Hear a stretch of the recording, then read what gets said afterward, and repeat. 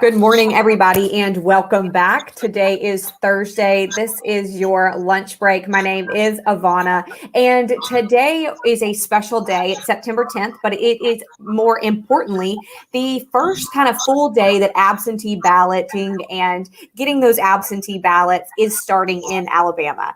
Now, those ballots were available starting yesterday, but today's kind of when everything gets rolling. So today I am joined by Alabama Secretary of State John Merrill. He is here to give us a little bit of a look at the deadlines, what we need to do to vote absentee, and to answer some questions we've got. So, Secretary, thank you so much for joining us today. I know you're a very busy man this week.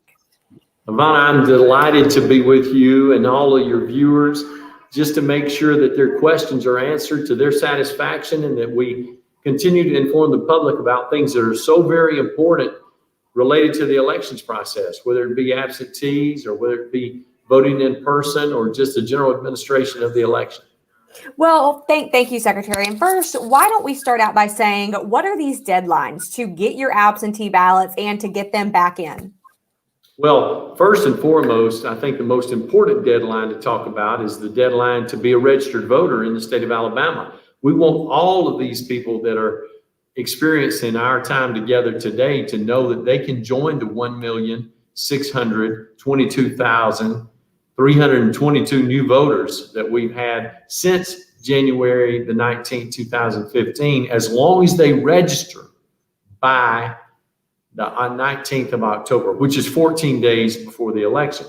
Now, the last day to make application for an absentee ballot is on October the 29th, close of business. But you also should know that your ballot has to be returned to the absentee election manager in your county, typically the circuit clerk, by the 2nd of November. It must be received if it was submitted in the mail by noon on election day. That's when those ballots will be opened and they will begin to be processed that day. Absentee ballots are the first ballots to be reported whenever the election returns are posted.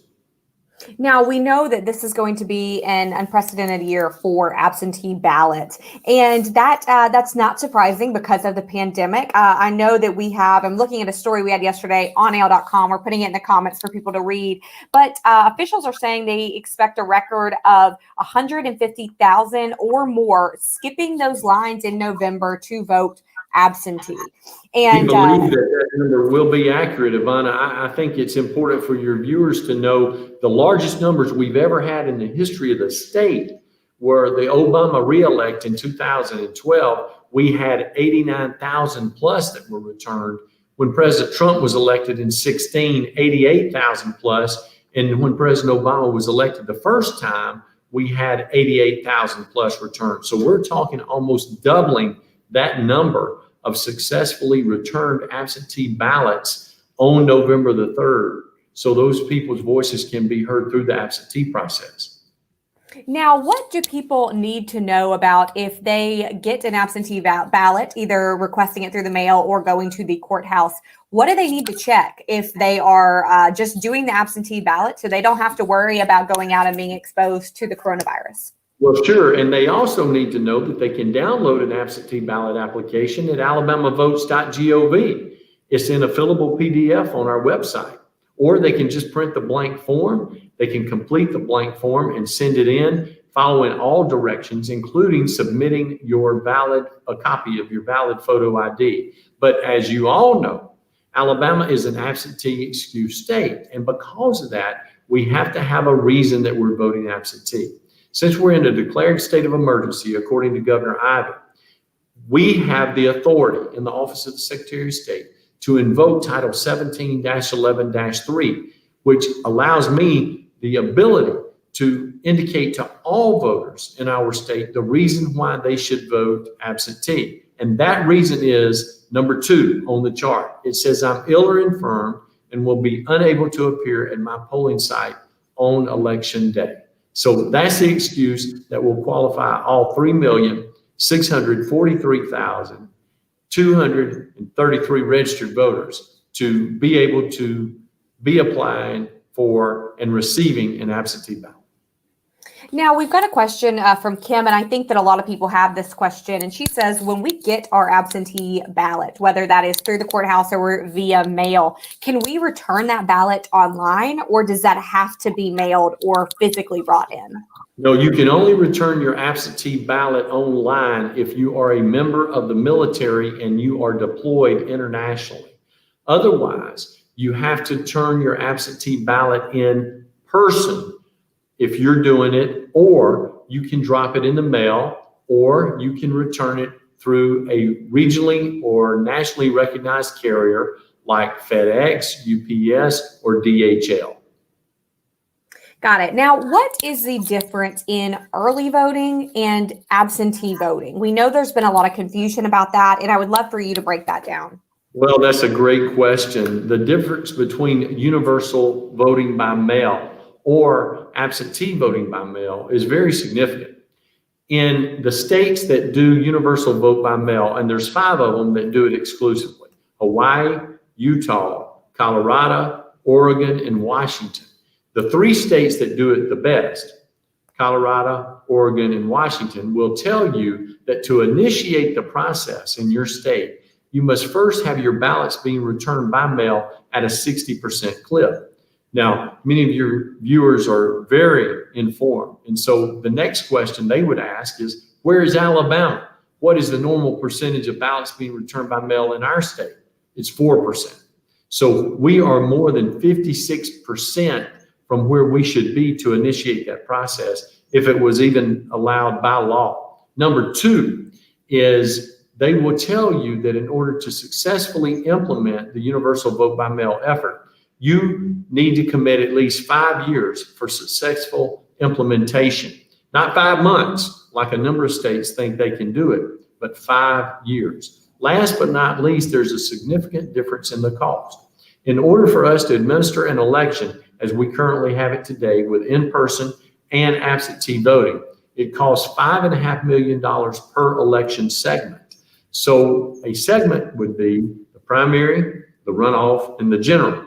So for a full cycle of the election, it would be $16.5 million for us to coordinate the election the way that it currently exists. But with universal vote by mail in our state, if all 3,643,233 registered voters were mailed a ballot, whether they wanted one or not, with that return process, it would cost us $18.5 million for one segment. So for all 3 segments combined, the difference between what we currently do at $16.5 million would be $60 million by the universal vote by mail effort. Quick answer I will give quickly to Dana. I know that he said, what if I don't have COVID? Should I still check that box that says, you are ill? And yes, Dana, you should check that box. That is the one that the secretary is recommending for people who just don't want to expose themselves to COVID. So don't feel like you're lying, checking that box. You are allowed to do that. Now, let's shift to in-person voting. Secretary, I've got a question from John. And John says, are you concerned about campaigns, especially during these local elections, congregating too close to entrance doors at polling places? Well, as you know, by law, a individual that is attempting to influence the election or just be present at a polling site, any one of our 1,980 polling sites on election day, must be at least 30 feet from the entrance to the polling place. With that being said, I think it's important to note that congregating around the main entrance to the door is not advisable, and it would not be following CDC guidelines as far as best practices are concerned. We want people to follow those guidelines that Dr. Harris has introduced to us and that the Center for Disease Controls have. So we encourage people to maintain social distancing and not to allow that to happen at the polling site. So that is more, though, of something that people are going to have to use their own personal responsibility to enforce. It is, and yet it also will be enforced by the local election officials who are on site if people are violating that rule about gathering at the door, and especially with the 30 feet extension that is supposed to be followed. Now, I'm glad you mentioned these people that are working there are poll workers, and we know how thankful we are for them all the time, especially in a time like this. Now, I've got a question from Twitter, and this question is, what are the plans to make sure there are enough poll workers and polling places open, especially in rural areas, in light of the pandemic? Well, first of all, the time to be concerned about whether or not you have enough polling places or enough poll workers is not on October the 25th or October the 28th or November the 2nd. That day is September the 10th, September the 11th, September the 12th, when you can do something about it. That's the reason we have constant communication with our probate judges and our circuit clerks to make sure they know that we expect them to successfully administer the election as they have on March the 3rd and July the 14th. We offer them support and assistance. One of the things that we did for our counties in 2019, we passed legislation that enables high school students that are in grades 10, 11, and 12, that are 16, 17, and 18 years old, that are not registered to vote, to be able to go and work the polls as election poll worker interns. Those individuals will be able to do everything that a poll worker can do except handle a ballot or determine the eligibility of a voter.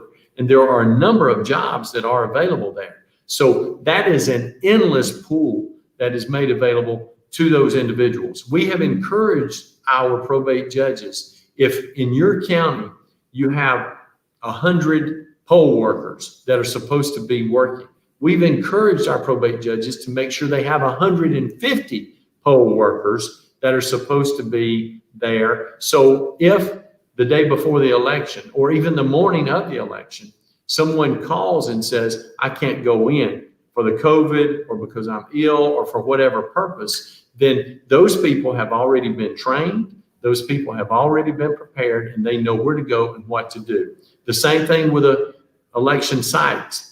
We have 1,980 polling sites. Those places are properly presented to the community well before the election. But if something happens, you need an alternate site where people will know that they can go and vote. And the probate judge and the county commission should already have those determined and prepared in case they're necessary on election day. Then contacting and communicating that with the community is, of course, of the utmost importance. But all the preparation needs to be done well before the election gets here. And we still have 54 days to make that happen. So those, the responsibility of making those alternate polling sites, that is up to the county. That is correct. Got it. Now I've got a question from Taylor, and Taylor says, will you allow tabulation of absentee ballots in advance, either as they come in or days prior, and just not release results until election night? Or how is this going to work with this unprecedented amount of election or absentee ballots, I should say, coming in for this election? The first answer to the first part of the question is no, unequivocally, no.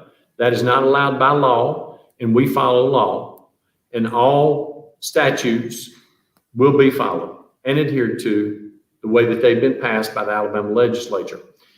Those absentee votes will be open on election day at noon as prescribed by law. Now, one of the things that we've done to make it easier for those votes to be processed is we have placed additional tabulators in each one of the absentee election managers' offices throughout the 67 counties in the 68 jurisdictions, so it will be easier to feed the ballots into the machine. We also have actually hired additional absentee election support personnel that our office is paying for through the CARES Act in order to make sure the absentee election manager in each county has the additional support that that individual requires to ensure that those votes are counted and processed in a timely fashion according to state law. Now, I know we've got another question also from a John, and he says, you know, some states are using libraries as drop-off sites for secured absentee ballots and balloting. Has that been considered in Alabama?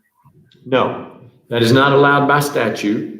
And anything that sounds like a good idea or a good suggestion is just that until it's been introduced as a bill, until it's been considered by the members of the Alabama legislature, until it's been passed by both chambers and signed into law by the governor and becomes an act, so it can be enacted, and then it can be introduced to us, and we will use that as part of the administration for the election system.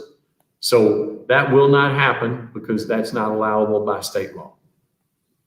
So we've got another question regarding the different types of voting that are out there. And this question, my notes are too messy. I cannot find the name, but somebody was asking about curbside voting and why you opposed curbside voting. Curbside voting is not allowable by state law. It's not granted statutorily, and so it's not available as an option. You may believe it's a good idea. You may believe it's something that needs to happen. But until it's introduced as a bill, considered by both chambers of the legislature, passed and signed by the governor, and is enacted, it will not exist in the state of Alabama because it is not allowable by law. Seems like there are, like you said, a lot of good ideas maybe that aren't allowed by law and by these statutes. And so these individuals that have these suggestions need to contact their legislator and ask that person to consider introducing that in the regular session beginning February 2021. Let me also add this, Ivana. If they don't know who their legislator is, they can call our office at 334-242-7200. We'll be happy to give them the name and the phone number of that individual. If they'd like to go to the state of Alabama's legislative website at Allison, they can simply type in Alabama legislature in a Google search and it will take them to that site.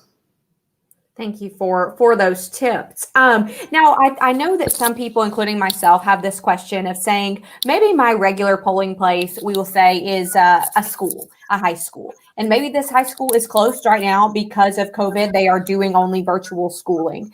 Are normal polling places, meaning normal times polling places, will they still be open? Can you still expect to go to your regular polling location? Absolutely. And Ivana, if your polling site has changed, you will be notified in the mail through a postcard. It will be mailed to the location that you have given as your place to receive mail related to the elections process. Also, all polling places will be listed in the newspaper of record in your particular county, as is required by law. And all polling sites will be listed on the website at a particular county.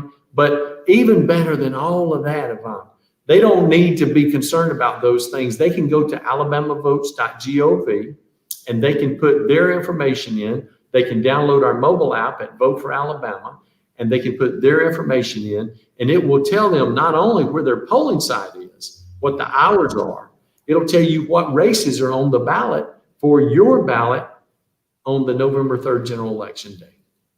So I'm glad you mentioned that. I've got several questions, including one from Bob right here very recently saying, when are those sample ballots going to be available?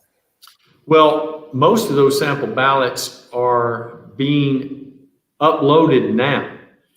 There are some minor issues with certain ones. We discovered yesterday in a particular county in Northeast Alabama that the printing company had actually given the wrong ballot to that particular county. I know one individual went to vote early yesterday as an absentee voter in person and was not able to because they had some mistakes on that ballot. Those are being reprinted. They should be there today, if not then tomorrow. But the absentee, the ballots that are sample ballots should be available online in the next day or so. And what is that website where you say they will be available? alabamavotes.gov. Okay, Alabama, Bob, that is alabamavotes.gov, should be in the next couple of days. We've got several questions from Miss Edwards, and I know a couple people kind of chimed in as well saying, can we track our absentee ballot once it gets in the mail to make sure it is received? Absolutely. There's a tracking system, and it's introduced to you on our website at alabamavotes.gov. You can follow the path of your absentee ballot, make sure your ballot was received, and then you know that it will be counted for the candidate of your choice. So it's like an Amazon situation. Well, I'm not going to go that far, but I am telling you there is a tracking system involved, and you are welcome to utilize it. There is not Prime here, unfortunately.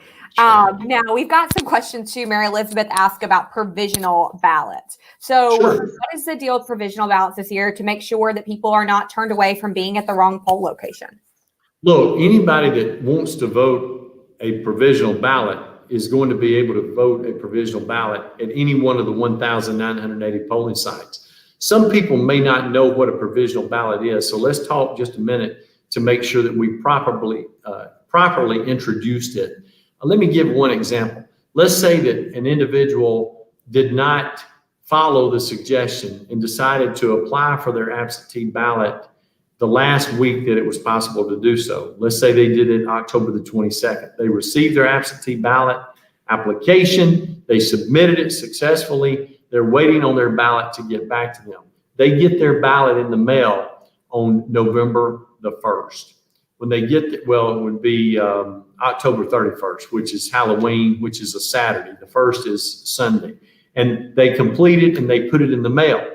But they're not sure that they had enough time for their ballot to be successfully returned to the absentee election manager. On election day, November the 3rd, they could go to their polling site and they could cast a provisional ballot. When they go to check in, when the electronic poll book checks their status, it will say, hey, you have already voted, or you submitted an absentee ballot, because their name will come up in a different color than other names. But polling officials will give that voter a provisional ballot. They'll be able to cast their ballot just like they did through the absentee process. And then on Friday, following the election on Tuesday, the registrars will check the status of that voter's provisional ballot's eligibility. And if the absentee ballot had not been received on time, the provisional ballot that was cast on election day will count. If it had been received on time and just not been properly noted, then that provisional ballot will be discarded. You say that those provisional ballots are not tabulated until Friday after the election on the That's Tuesday. correct. So are there normally a large percentage of provisional ballots? Is there enough to change the results of an election? Oh, yeah, there's enough to change the results of an election. We had several elections decided by one vote on August the 25th in the municipal contest around the state. As a matter of fact, in 2018, we had a sheriff's race that was tied when all the votes were counted. And then when they did the mandatory recount that is required whenever there's less than 0.1% separation, the vote was tied again. And every vote counts.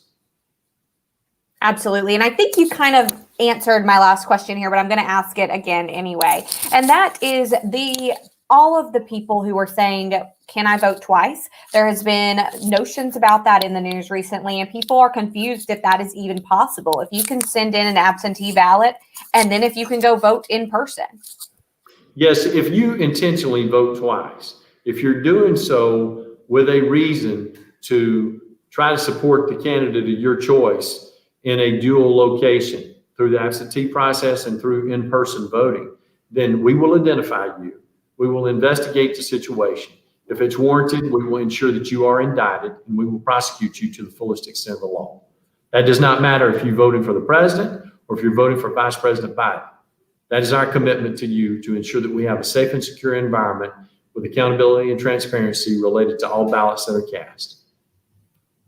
Thank you, Secretary. Can you give us those deadlines one more time before I let you go? Absolutely. The last day to register to vote is October the 19th. The last day to submit an absentee ballot application is October the 29th. And the last day to successfully return your absentee ballot is close of business on November the 2nd, or if you mailed it, it has to be received by the absentee election manager no later than noon on election day. And if you do all those things, or if you go to vote at one of our 1,980 polling places, we'll see you at the polls. That is it. That is your final message here from the Secretary. And don't forget, November 3rd is Election Day. Secretary, thank you so much for your time. I know you are a busy man all the time, but especially this week. So I appreciate it. And thank you all for watching. This is normally when I say that we're going to see you tomorrow, but I'm taking my 3-day weekend tomorrow. So I will not see all of you tomorrow. But thank you so much, Secretary. And for everybody watching, we will see you on Monday.